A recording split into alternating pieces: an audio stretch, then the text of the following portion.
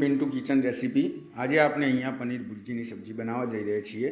તેના માટે આપણે 4 ચમચી ઘી લઈશું અને ઘીને ગરમ થવા દઈશું। ઘી ગરમ થઈ ગયા પછી આપણે તેમાં ધાણા જીરું નાખીશું। ધાણા જીરું ફૂટી જાય એના પછી આપણે અહીંયા ડુંગળી એડ કરવાની છે।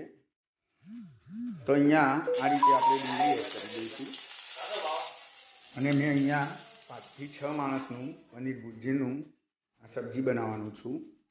તો આ રીતે આપણે એને થોડી બ્રાઉન થવા દઈશું। આ રીતે બ્રાઉન થઈ જાય પછી એમાં થોડી આદુ લસણની આપણે 2 ચમચી જેવી પેસ્ટ નાખીશું। આદુ લસણની પેસ્ટ નાખ્યા પછી મેં અહીંયા લાલ મરચાં જે આખા આવે છે એ 6 થી 7 લાલ મરચાં પલાળીને અને એની પેસ્ટ બનાવેલી છે। તો આપણે એ પેસ્ટ એડ કરવાની છે। આ પેસ્ટ એડ થઈ ગયા પછી આપણે આમાં હળદર એડ કરીશું। હળદર પછી આપણે લાલ મરચું આપણે તીખું અને કાશ્મીરી લાલ મરચું બંને એડ કરવાનું છે। ત્યાર પછી ધાણા જીરું એડ થઈ ગયા પછી આપણે એને સારી રીતે મિક્સ કરી લેવાનું છે। આ રીતે મિક્સ થઈ ગયા પછી એને આપણે થોડું ચડવી દેવાનું છે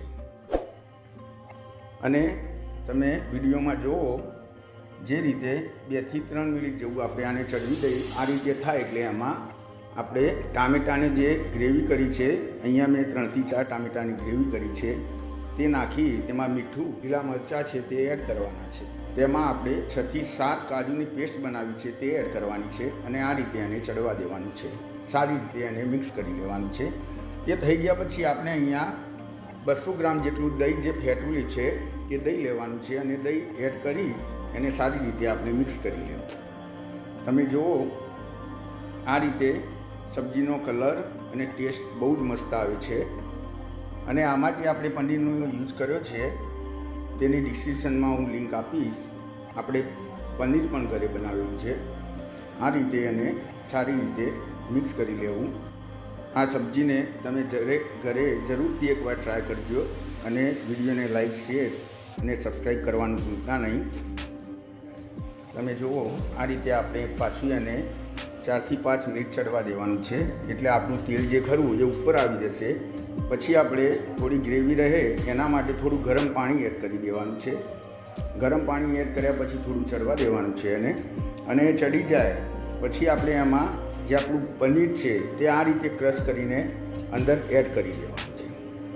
અહીંયા લગભગ મેં 600 ગ્રામ જેટલું પનીર લીધેલું છે તે આપણે બધું જ પનીર આમાં એડ કરી દેવાનું। આ સબ્જી જે પનીર ભુરજી છે તમે ઘરે બનાવજો। આ સબ્જીનો એટલો મસ્ત ટેસ્ટ આવે છે કે તમે રેસ્ટોરન્ટમાં કે હોટલમાં જવાનું બિલકુલ ભૂલી જશો। મેં અહીંયા ધીમે ધીમે કરી બધું પનીર એડ કરી લીધું છે અને તેને સારી રીતે આપણે મિક્સ કરી લેવાનું છે અને મિક્સ કર્યા પછી આપણે છેલ્લે તેમાં ગરમ મસાલો, કસ્તુરી મેથી અને લીલા ધાણા એડ કરવાના છે। આ પનીર મિક્સ કર્યા પછી આપણે થોડું આને ચડવી લઈશું અને છેલ્લે ગરમ મસાલો, લીલા ધાણા અને કસ્તુરી મેથી એડ કરીશું। પછી 1-2 મિનિટ ચડવા દઈ અને આપણે તેનો આનંદ માણીશું। તમે આને ઘરે ટ્રાય કરજો। મારી જે સબ્જી છે તે દરેક સબ્જીનો ડિફરન્ટ ટેસ્ટ આવશે અને તમે હોટલમાં જવાનું ભૂલી જશો। તો હવે આપણે આ સબ્જીનો આનંદ માણીશું અને જો વિડીયો ગમે હોય તો ચેનલને લાઈક, શેર, સબસ્ક્રાઈબ અને બેલ આઇકોન પ્રેસ કરવાનું ભૂલતા નહીં। આ જુઓ તમે સબ્જીનો લુક બહુ મસ્ત આવે છે। તો ચલો હવે મળીએ આપણે આવતા નેક્સ્ટ વિડીયોમાં। સૌને જય શ્રી કૃષ્ણ।